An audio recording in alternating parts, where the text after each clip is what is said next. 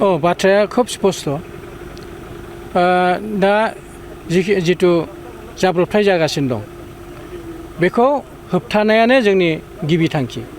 दा बाथ्राया जाहैबाय मानो जों बेबादि ज' ओंखारबोनो गोनां जाखो। नैबे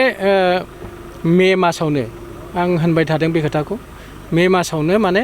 दिनै 14 थारिख बे 14 दिननि गेजेराव 7 मानसि थैबाय एकदम माने खम बैसोनि जायहा माने बहुद सिमां दंमोन सोरनाबा हाबा जागोदान सोरबा उन्दै फिसाफोर दङ बेफोरबादि मानसियानो माने थैबाय आरोखि। दा बेखौ जों माने उनाव जाहाथे दाजाबावथों बेफोरबादिया दाजाथोंसै जि जाबायसै बिनि उनाव दाजाथोंसै बेखौ साननानै माने जोंथ' बे खामानिखौ मावबाय थाखायो थेवबो माने ओरैबादि मोनसे परिबेस जादों माने बे जोंनि गारि सालायगिरि बिथांमोना माने थैनो गिला बे टाइपनि मोनसे आरो मा जायो जाथोंसै रंजानोसै। दा आं माने जुमाय लोंनानै बिराद गारि स्पिडआव सालायो आरो बे लामाखौ नुदों नोंथांमोना बिराद मोजां बानायना होदों एकदम स्लिम जेरावबो जेबो एसे बायनाय गैया हाखर गैया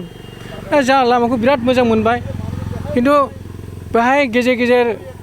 दलां गोजौ दं दा जेरै बेहाय दं नुबाय दलाङा खेबसेनो बेसेबा गोजौ ओमफ्राय बहायबा टार्निं दं बहायबा लामा खाथियावनो गिलु बालु हाखर दं। बेफोरबायदि इनफरमेटिभ रड साइनखौ होजोबा जासेनो पाब्लिकनो बे लामाखौ बाहायनो हगारना होनाय बै जिथु थासारि बे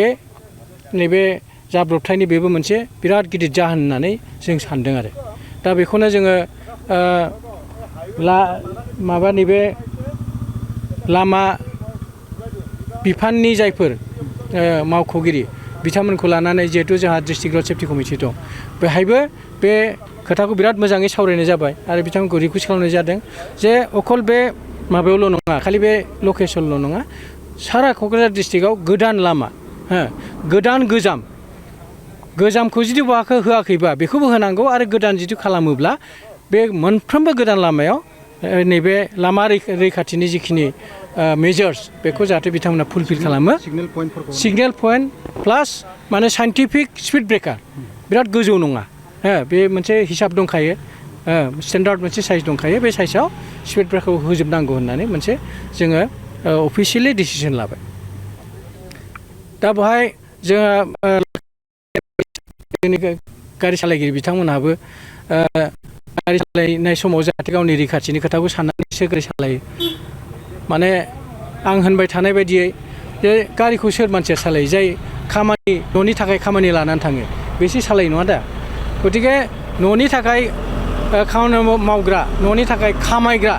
बे मानसियानो जुदि लामायाव थांनानै जाब्रबथाय जानानै थैहैयोब्ला बै न'खरखौ सोर सालायगोन बेखौ गारि सालायग्रायाबो गावबो गोसो सिंनिफ्राय बेखौ फिलिं मोनदांनो हानांगोन बियो। बेखौ बयबो एकदम जेसेबां गोजाननियानो जाथों दा बेहाय टाउननि खोथाल' नङा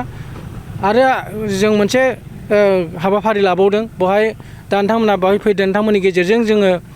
क'क्राझार जिल्लानि लास्ट रिमटेस्ट एरियासिम बे मेसेजआ थांगोन बेखौबो आंहा आसा दं। बेनि अनगायैबो जोङो माइक खानानै माबायाव बे टट' गारि गंसे लानानै इ रिक्सा मोनसे लानानै फुरा डिस्ट्रिक्टनि सब गामियावनो जों हाबनो नागिरदों दा एनाउन्स खालामनो नागिरदों बे जाब्रबथाय जिनिसा मा बेनि एवारनेसखौ जोङो टाउनजों लोगोसे मोनफ्रोमबो गामियाव आरो ओरैबायदि जों मोनसे थांखि लादों जे जाय गामियाव थांगोन बै गामिनि गाहाय गावबुरा बा प्रेसिडेन्ट जाय दं बिथांनि सिगनेसार लानानैसो फैगोन आरो बै गामियाव बै गावबुराखौ लानानै दसेल'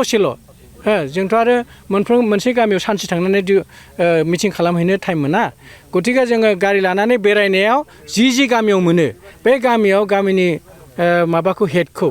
लानानै बहायनो जों एनाउन्स होगोन आरो बिथांमोनखौ जों खावलायनानै फैगोन जे नोंथांमोननि गामियाव बेसेबांखान बेबायदि मटर साइकेल सालायग्रा दं गारि सालायग्रा दं बिथांमोनखौ सेफ्टिनि सोमोन्दै जिखिनि बुंलांदों बेखौ मालाबा गामियावथ' मिटिं जालुबाय थायो बेनि खोथाखौ बेजों लोगोसे बेखौबो सावरायफा होननानै जों खावलायनो नागिरदों दा बे आरो धन्यबाद।